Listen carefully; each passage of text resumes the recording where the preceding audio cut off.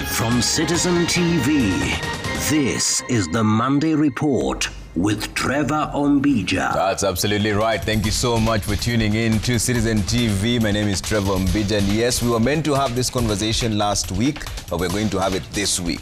The CS, Geoffrey Ruku, CS for Public Service, Human Capital Development and Special Programs. Why? Because there have been floods, mudslides, and the latest updates from Chesongoch and Naivasha as well, where there's backflow from the river. That department falls under him. So we'll find out what is the government's plan, either to relocate the people affected, and how come they got a warning from the Kenya Meteorological Department, but still they did not act on time.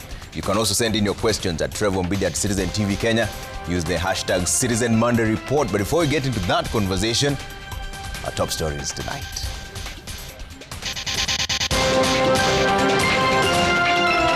Hakuna amani bila haki. No peace without justice. Catholic Church condemns election-related abductions and killings in Tanzania. Tuheshimu tabia na mienendo za watu ya huko. You are wrong. Church condemns Cherargei's attacks on activists as Foreign Affairs CS Mudavadi warns Kenyans against involvement in cross-border politics.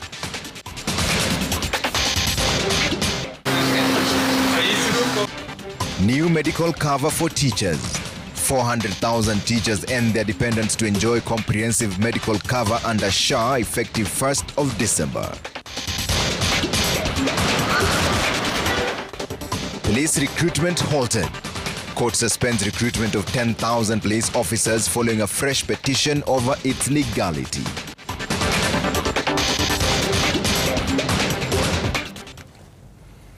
Thanks for tuning in. Our sign language interpreter tonight is Liz Otieno. So the Catholic Church in Tanzania has condemned the killings and bloodshed witnessed during election unrest. Chairman of the Commission for Justice and Peace of the Tanzanian Episcopal Conference and the Archbishop of the Catholic Archdiocese of Dar es Salaam, Yuda Thaddeus Ruwaicha, said the senseless killings have tainted Tanzania's image. Former Botswana President Ian Khama has also stated that he does not recognize the leadership of Tanzanian President Samia Suluhu Hassan, terming her an illegitimate president. Milito Letenges has more.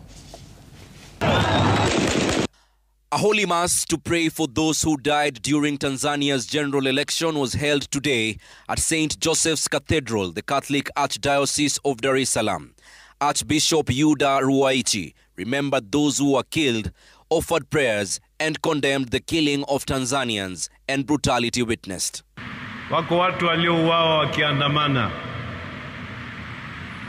Lakini adhabu ya kuandamana sio kifo cha risasi. Wako watu waliouawa wakiwa majumbani. Wamefuatwa wakauawa wakiwa nyumbani kwao. While the government of President Samia Suluhu Hassan, through Vice President Emmanuel Nchimbi, expressed its intention to initiate reconciliation, Archbishop Ruwaichi emphasized that the foundation of peace is justice. Hakuna amani bila haki. Hilo mliweke sawa vichwani mwenu. Activists and politicians around the world have continued to condemn how Tanzania's elections was conducted. The latest is former president of Botswana, Seretse Ian Khama, who stated that Tanzania's election was not fair and that President Samia Suluhu forced her way to power. It is totally unacceptable when an African leader, in order to stay in power, will resort to killing his or her own people. Na taifa letu limepoteza heshima kutokana na yale yaliyojiri wiki ya uchaguzi mkuu. Meanwhile, in Tanzania, the treason case against opposition leader Tundu Lissu was not heard as scheduled after Lissu failed to be brought to court. According to his lawyer, Dr. Rugemeleza Nshala, the government claimed that the case did not proceed because witnesses could not be brought to court due to security reasons. Melita Oletenges, Citizen TV. At the same time, Foreign Affairs Cabinet Secretary Musalia Mudavadi has warned Kenyans against engaging in cross-border politics. Mudavadi says over the last few weeks, there has been increased calls for intervention, a trend he described as dangerous. The warning came even as Nandi Senator Samson Cherargei came under fire for supporting abduction and torture of Kenyan activists. Getete Njoroge has more.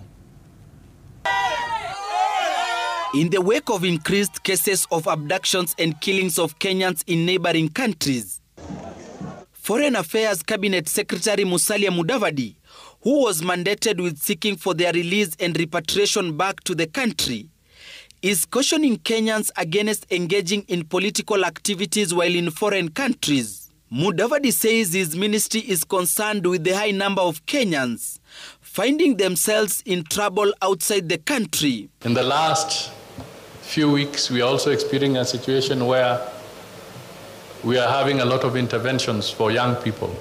The moment you step beyond Kenya's borders, it's not the Constitution of Kenya that applies.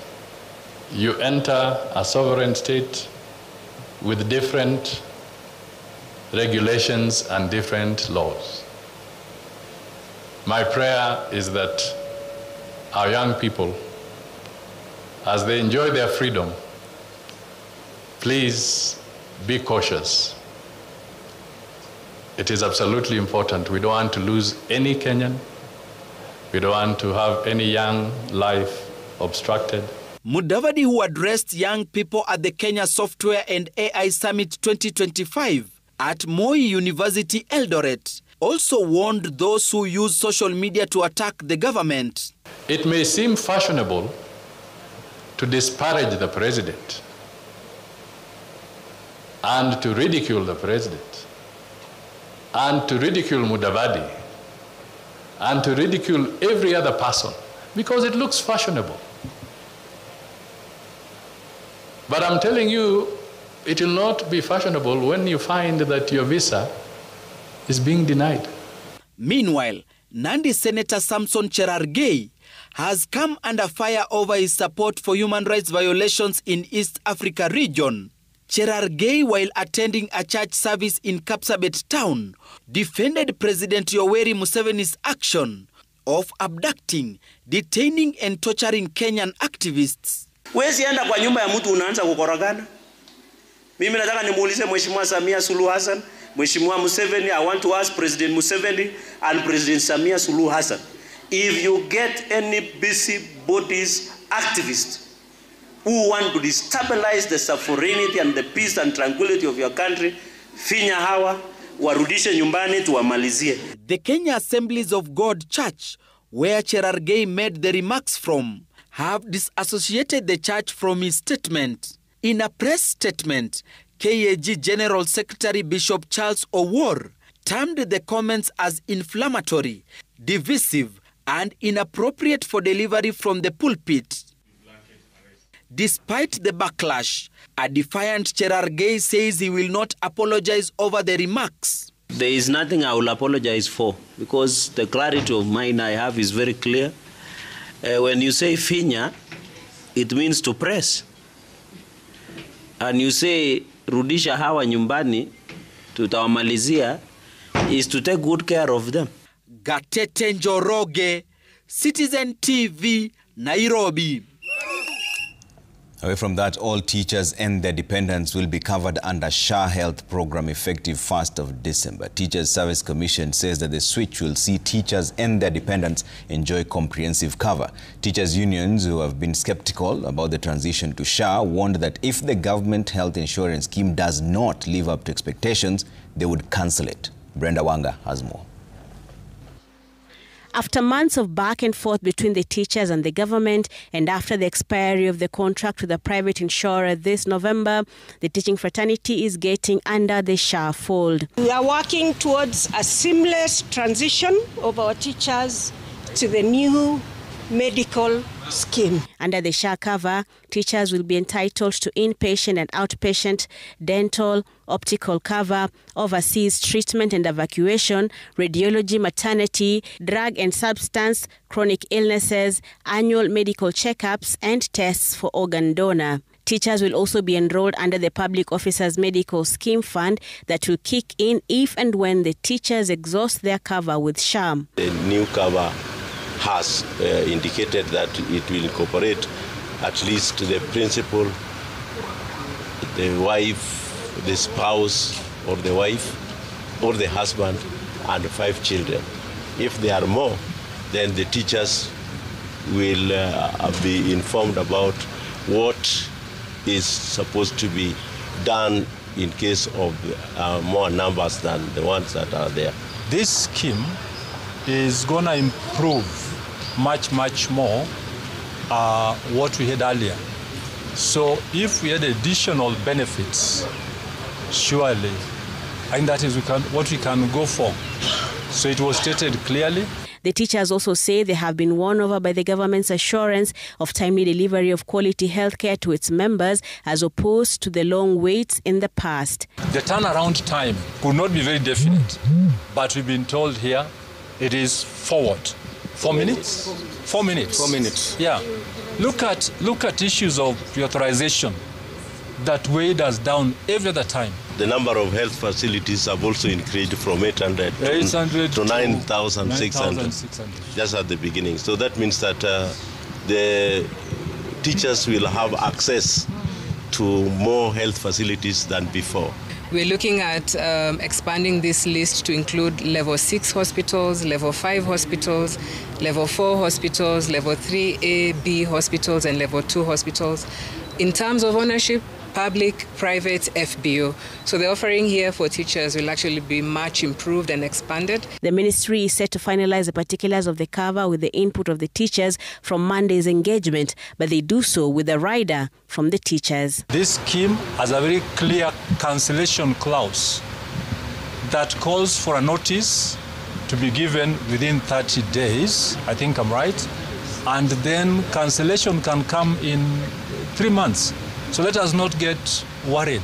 Brenda Wanga, Citizen TV. Now, primary school head teachers have opposed the proposal by junior secondary school teachers to move the management of the junior secondary to senior secondary schools. KEPSHA chairman Faud Ali maintains that the decision was reached through the Presidential Working Party on Education reforms and all stakeholders were involved. KEPSHA is urging JSS teachers not to introduce union politics to the day-to-day running of schools. Francis Nalaki has more. And we are proud. Speaking of this year's Kenya Primary School Heads Association conference in Mombasa, the over 15,000 teachers objected to the push by junior secondary school teachers to separate them from primary institutions. Led by their national chairman Fuad Ali, the head teachers say there is no leadership vacuum and their freedom and voice is guaranteed under the current arrangement. Uhuru uko na usimamizi wa hizi shule ambazo kwa sasa tunaziita comprehensive schools. Ndio maana tunasema badala ya kujiita Kenya Primary School Heads Association, sasa tunajiita Kenya Comprehensive School Head Teachers Association, tukijumuisha comprehensive school yote na hakuna matatizo yoyote. The head teachers further maintain that the decision to domicile JSS within primary schools was reached through the Presidential Working Party on Education Reform and asked JSS teachers not to introduce union politics to the day-to-day running of the schools. Kama kungekuwa na shida, tusingeweza hata kufanya hii tathmini ya grade 9 ambayo imefanyika. Mambo yameenda shwari, usimamizi uko sawa. Kisisi kama KEPSHA hakuna tatizo lolote. Therefore, we shall be engaging you. A section of head teachers challenged Education CS Julius Ogamba over his remarks that 1.1 billion shillings was lost to ghost schools. Surely, how can a school be registered? There is HOI, there are teachers in that school, there are watchmen, and then you are told that that school is a ghost school. Is it, which planet are we in this world? The head teachers are also calling on the government to ensure timely disbursement of education funds. Francis Ntalaki, Citizen TV, Mombasa. Now, the High Court has once again suspended the anticipated recruitment of 10,000 police constables by the National Police Service, which was scheduled to begin on 17th of November. Justice Bahati Mwamuye issued the conservatory orders halting the police recruitment exercise pending determination of a petition by activist Eliud Matindi challenging the exercise. The activist has challenged the authority of the Inspector General in the recruitment, being a member of the National Police Service Commission. Inspector General of Police Douglas Kanja had given notice of the exercise to take place on the 17th of November in all sub-counties across the country. The judge also ordered the petitioner to serve respondents with the application and court orders by Wednesday.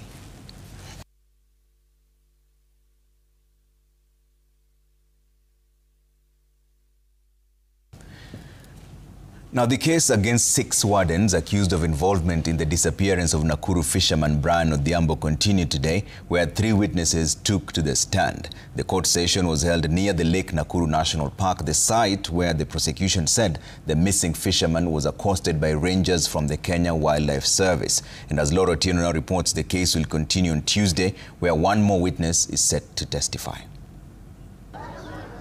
In a session that was held at Flamingo Estate on the fringes of Lake Nakuru National Park, 3 witnesses were recalled to give an account of what transpired on January 18, 2025, the day that Brian Odhiambo was allegedly abducted. Agnes Achieng told the court how she saw Brian in the company of KWS Rangers who were assaulting him.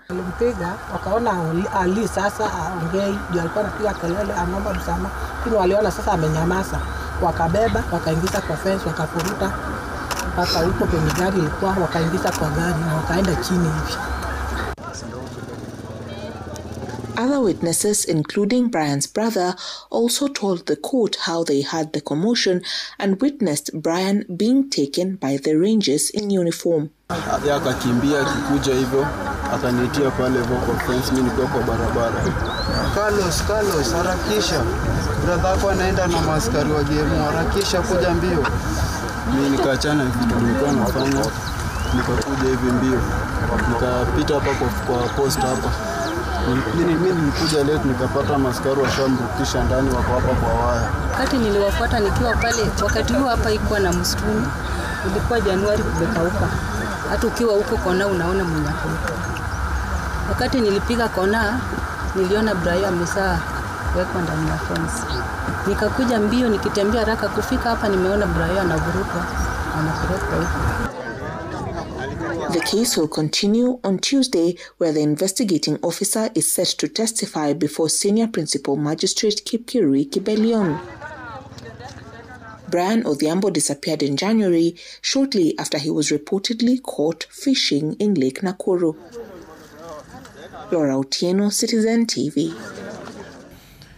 And staying with crime matters, the number of criminal cases in Kenya has dropped for the first time in 5 years to below 100,000, despite the figures still remaining high. Assault, theft and drug-related offences continue to dominate. Use of excessive force by police officers or their engagement in criminal activities are also on the rise. The Administration of Justice report also shows that corruption in government institutions continue to undermine access to justice, especially in courts.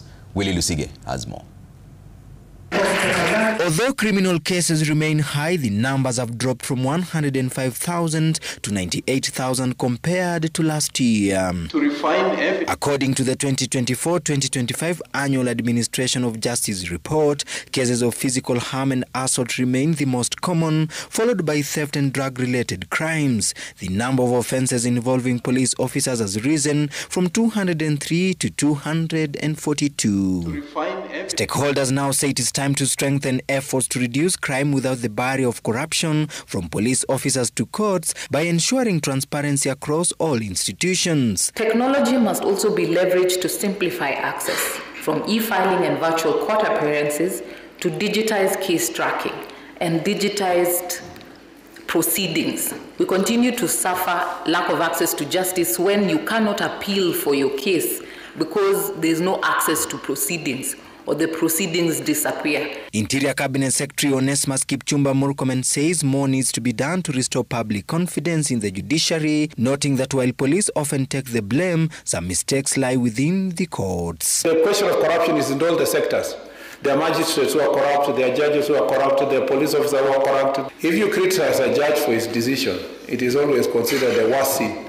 In fact, it is almost considered that you are interfering with judicial independence. Chief Justice Martha Koome admits that despite judicial independence, corruption remains a challenge. She says the judiciary and security agencies are working to ensure corrupt judges and court officials are held accountable. And because we know there are so many brokers who hover around the courts, saying they have been sent by the magistrate, they have been sent by a judge, we have to cleanse our institutions and say we are all implementing a zero tolerance to corruption. Interior CS also wants courts to deny bail to suspects charged with serious offences such as defilement and drug trafficking to help curb rising cases. Willie Lusige, Citizen TV, Nairobi.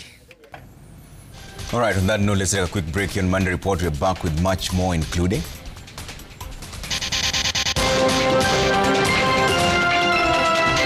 coming up, one-on-one with Public Service Cabinet Secretary Geoffrey Ruku on disaster management.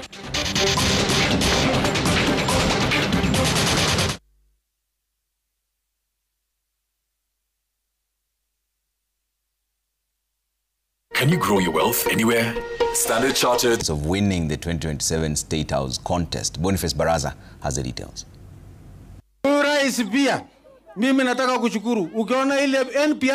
Speaking on day 2 of his development tour in the pastoral Samburu County, President William Ruto took a swipe at the United Opposition power sharing deal, saying they have no agenda, even when they criticize his administration. Ati sasa kuna wanaume tano ati wameketi chini, ati wanagawa serikali ya Kenya, ati wewe chukua 50%, wewe chukua 20%, wewe chukua 10%. Mimi nataka niwaambie hawa jamaa, my friends, serikali ya Kenya si yenu. Serikali ya Kenya ni ya wananchi hawa wote. Si nyinyi ni mtapiga kura? Si ndio mko na akili? Wale watu wanatuadaa bwana. Tutawaonyesha kivumbi asubuhi na mapema. President Ruto has also told off the United Opposition, who criticized his ambitious push for Kenya to attain first world country status, assuring them that Kenya has all it takes to attain the status. Nyinyi hamukuamini chochote tuliwaambia tutabadilisha Kenya. Hata saa hizi hamuwezi kuamini ya kwamba we can move our country from a third world country to a first world country. But we are going to shock you. We are going to surprise you, because Kenya in our lifetime is going to move from a third world country to a first world country, because we have the plan, we have the vision, and we have the resources to do it. On universal health coverage, Ruto has drummed up support for Social Health Authority as he rallied the Samburu community to embrace registration for SHA. Matibabu sio starehe ya matajiri na watu wako na kazi. Matibabu ni haki ya kila Mkenya. Kila mwananchi sasa wewe ujiandikishe kwa SHA. Ukijiandikisha kwa SHA, utaenda kwa hospitali ya misheni, utaenda kwa hospitali ya private, utaenda kwa hospitali ya public, na utatibiwa na utaenda nyumbani bila ya kulizwa pesa yoyote. President Ruto, two-day tour of the county, has seen a number of projects commissioned, among them Maral Baragoi and Kisima Wamba Road and affordable housing project. With President Ruto sustaining his attack on the opposition, he has continued to drum up support for his 2027 presidential bid, saying his track record will guarantee him a second term in office. Boniface Barasa, Citizen TV, Samburu County. The planned visit to Kenya by U.S. Vice President J.D. Vance has been cancelled. This follows President Donald Trump's order stopping all American government officials from attending this year's Grand 20 Summit in South Africa. The conclusion of the two-day summit would have paved the way for the visit for the first to an African country by Vance since the Trump administration came to power in January. Ayub Abdikadir has more. J.D. Vance becomes a casualty of his boss's directive, blocking American government officials from attending the G20 summit in Johannesburg. a gathering of the world's most advanced economies scheduled for the 22nd and 23rd of November. The aftermath, which would have seen Vance lead an American delegation to Kenya.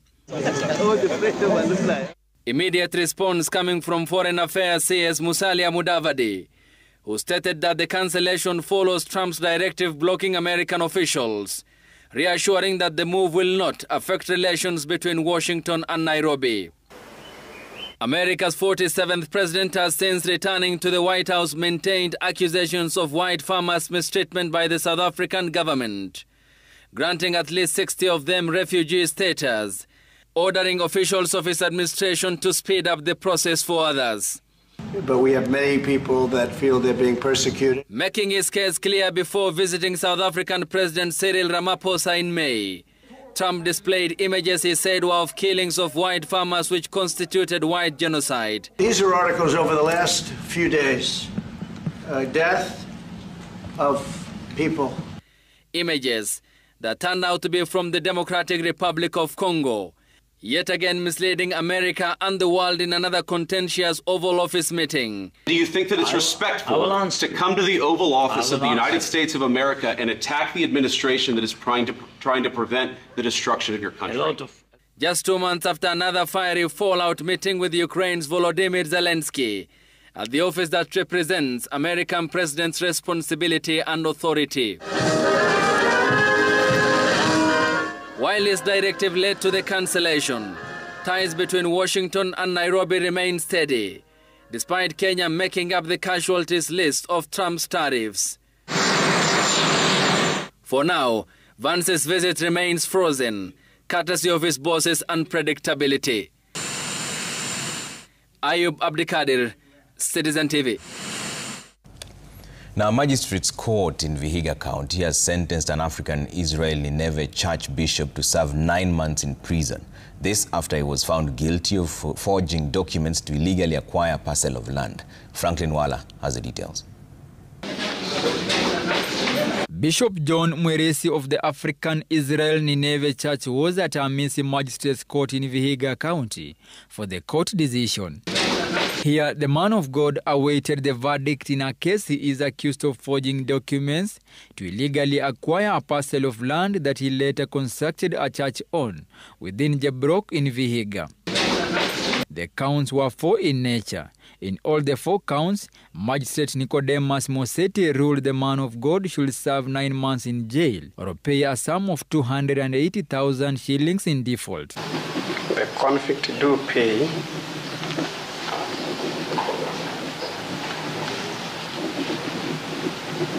a fine of Kenya shillings 70,000 for each count, because there are 4 counts, for each count, and default to serve 9 months imprisonment for each count.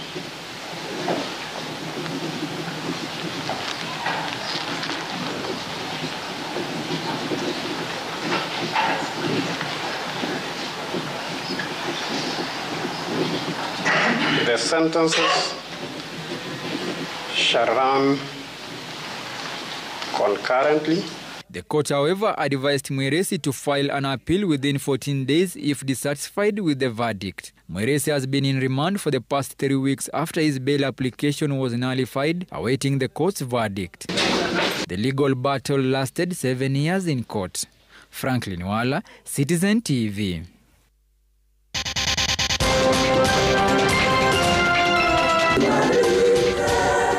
Kenya to ratify comprehensive economic partnership agreement with UAE in efforts to deepen trade between both countries.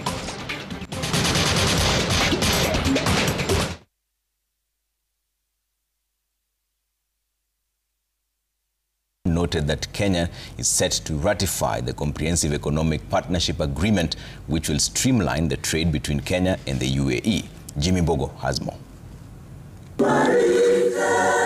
The collaboration between Kenya and the United Arab Emirates over the last 10 years has resulted in the UAE growing to become one of Kenya's key sources of foreign direct investment, standing at $121 million as of December 2024. An equivalent of 15.6 billion shillings. This has also seen the Gulf nations' trade with Kenya increase to $3.4 billion or 448.8 billion shillings worth of trade inflows between the UAE and Kenya in 2024, with significant trade in meat, vegetable, petroleum, machinery and chemicals. It is this trade that the government hopes to deepen through the ratification of the Comprehensive Economic Partnership Agreement. That we will be going before Parliament on the 13th of this month, that is this week, Thursday, for this ratification exercise. And we pray that from there, then, it is actually going to unlock the full potential of this agreement. This has really been something that UAE has really been pushing for, because we already know what this agreement means for us in terms of trade and development. As of today, the UAE is the sixth largest source of foreign direct investment for Kenya. And we think this will continue to grow, and we hope in coming years this can possibly become one of the top three, if not, top, if anything is to go by. According to Abdallah Sultan, the CEO of the Sharjah Chamber of Commerce, the Kenya-UAE trade mission has evolved into one of the most attractive bilateral engagement between the Gulf and Africa, resulting in over 31 companies investing in the country. The private sector players are also calling on the government to make it easier for Kenyan MSME companies to take advantage of the growing global trade and inviting investors to tap into Kenya's thriving SME economy. There are more than 120 MOU has been signed between both private sector. There are more than 3,500 B2B meeting happen in this East African journey, Kenya and Uganda. You can scale some of the smaller SMEs that are probably struggling for one thing or the other. Either they are lacking adequate resources or adequate capital or adequate technical know-how. And really, some of you who are in that space can look at how you can partner with some of our SMEs and scale and position yourselves, as John has asked, if you're not in Kenya, where are you? Because this is a springboard to the rest of the African continent in terms of growing your business and springing into the AFCFTA opportunity. The government has urged investors for greater private sector collaboration, deepening economic reciprocity and accelerated investment in Kenya's infrastructure and green industrialization agenda. Jimmy Mbogo, Citizen TV, Nairobi. Now, despite repeated driver protests over low pay, Kenyans continue to favor ride-hailing apps, perceiving them as a safer and more dependable mode of transport. A recent study by Ipsos reveals that user loyalty remains strong, driven by trust in digital safety features, even amidst escalating industry tension. Jasmine Wamboi has more. Nearly 9 in 10 Kenyans, or about 89%, say they prefer ride-hailing services because they feel safer, particularly when traveling late at night, when fatigued, or in unfamiliar areas. The study, conducted by research firm Ipsos and commissioned by Bolt, reveals that convenience, cited by 70% of users, and safety at 57%, are the key factors influencing how commuters choose to move around cities like Nairobi, Mombasa and Kisumu. One of the key trends that we noticed was that a large proportion that uses ride-hailing services in market are females, of which the survey, when we took it to market and we collected random samples, we found that 70% of the respondents were female users, while 30% were male. Nearly 97% of riders say integrated safety tools significantly enhance their sense of security. Among this, driver verification is the most valued feature at 79%, followed closely by the SOS button at 78%. The study further indicates that 79% of users believe ride-hailing has helped reduce drunk driving by offering safer alternatives after social outings. Still, the industry faces mounting pressure from drivers who have repeatedly staged protests over high commissions and low earnings. Indications elsewhere from Tanzania, from other markets, says that countries where commissions are capped, drivers do not do very well. But countries where we leave it, we let it free so that then drivers compete in offering services, drivers earn very well, and passengers end up getting proper quality service on the platform. So the biggest concern that the government needs to address is the regulatory framework. And while affordability concerns and ongoing driver unrest continue to pose challenges, the findings suggest that safety remains the foundation of Kenya's ride-hailing market. At a time when the ride-hailing industry here in the country has been sullied by a myriad of challenges, including repetitively protesting drivers, a majority of Kenyans still feel that this is the safest way to commute in comparison to traditional means such as matatus or even taxis. Jasmine Wamboi, Citizen TV, Nairobi. Now, food processing remains one of the key sectors of the manufacturing industry in Kenya, with the plants like flour mills and beverage makers running continuously to meet the growing demand for products. These mills consistently need servicing, an opportunity that Keisha Enterprises saw and started manufacturing spare parts to service them. Edward Chair tells us more in our Made in Kenya segment.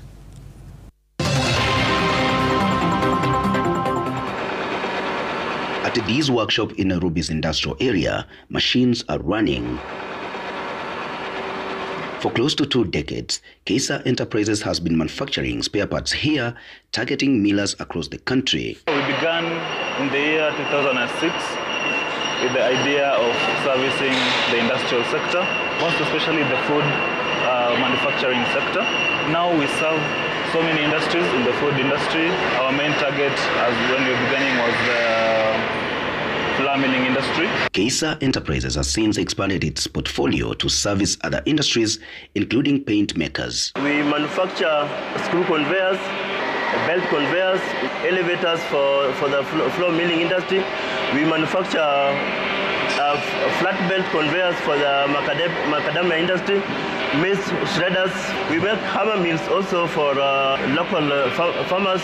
We also support the paint industry by manufacturing strainer bags. Opio says the process starts with designing the products online according to client needs before the team of engineers at Keisha Enterprises gets down to making the actual equipment. Once the machine is completed, we proceed on to rigorous testing before we deliver to the clients. If the client so wishes, we also do installation for them.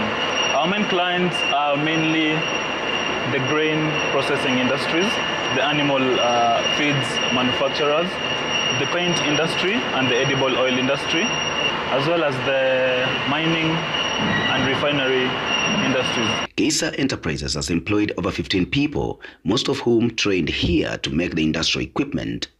Henry Omolo is one of them. I've been here for 7 years. I do fitting, both inside the workshop and outside. Being here has helped me in terms of development. I've been gaining skills, getting some, they provide me with the finance.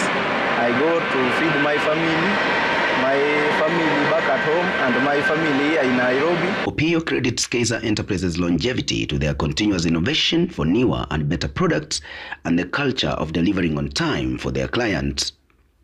Through these, referrals have been their biggest marketing source. We also come up with products that are comparatively cheaper as compared to importing.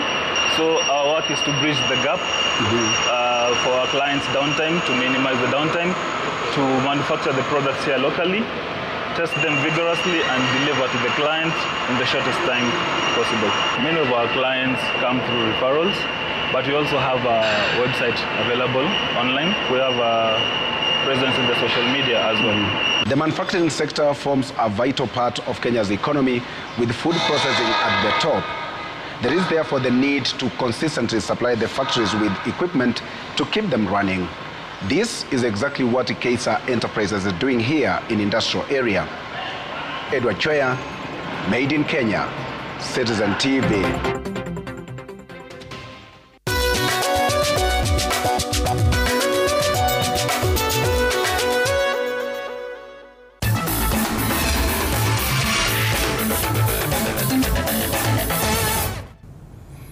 talk some business news now. Muthaiga Golf Club's Greg Snow extended his lead at the top of the leadership board to 6 shots after the second round of the Sunshine Tour Limuru leg at the Limuru Country Club. Snow carded 5 under par for the day to take his overall tournament total to 11 under par to take a huge advantage going into the final round on Tuesday. Snow, who is in great form, picked 6 birdies and only dropped 2 shots at hole number 4 and 13. Rwanda's Celestine moved into second place after 2 under par round for a total of 5 under par. His second round included an impressive 5 birdies with a bogey on number 8 and a double bogey on number 5. In the third place is 3-time winner Njoroge Kibugu with a score of 3 under par to take his total to 4 under par.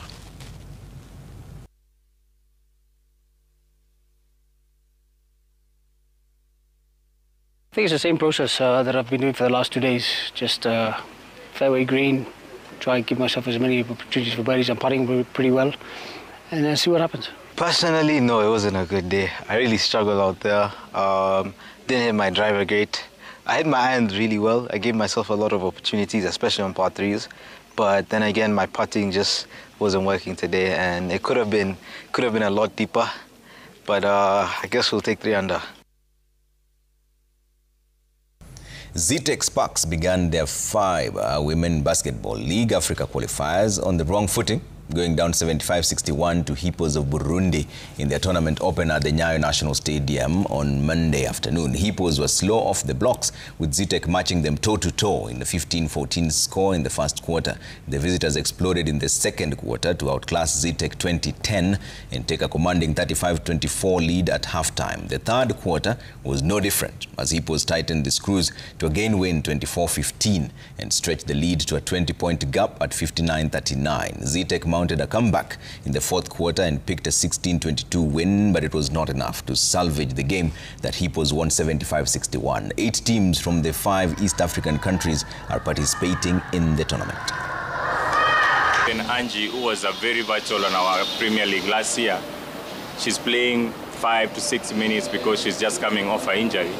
So missing Michelle, yes, I can say that's also another thing. But all my players are important to me, and they are all the guys who are here have done whatever they have done, and I know they're going to get the job done. Kenya and Nigeria continue to foster good working relationships in polo, with the Nairobi Polo Club hosting the Lagos Polo Club in the annual competition between the two clubs. Having lost their home fixture in Nigeria, the Lagos Polo Club came out with their guns blazing to shock Nairobi Polo Club in the return leg at the Jamhuri grounds. The annual home and away contest is held in honor of the late Nairobi Polo Club player Simon Kuseo, who died in a plane crash in West Africa. Lagos players were quick to learn the horses donated by the host for the match, and this contributed heavily to the win. The matches are also part of an exchange program between the two clubs. It's up past the 60-yard mark there.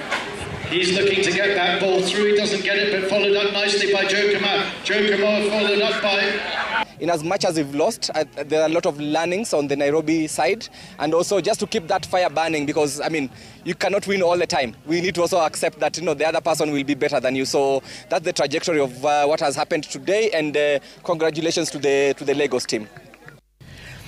Big Kane and Dolphin Mushere emerged the overall winners of the Wamalwa Strongman competition that attracted 15 male and 6 female athletes at the Impala Club. The contestants were tested to the limit in 5 events. On the men's side, Kane won 3 and finished second in 2 events. He was the best in deadlift ladder, farmer's carry medley and the sandbag over yokes reps, while finishing second in the medley press and yoke over yoke.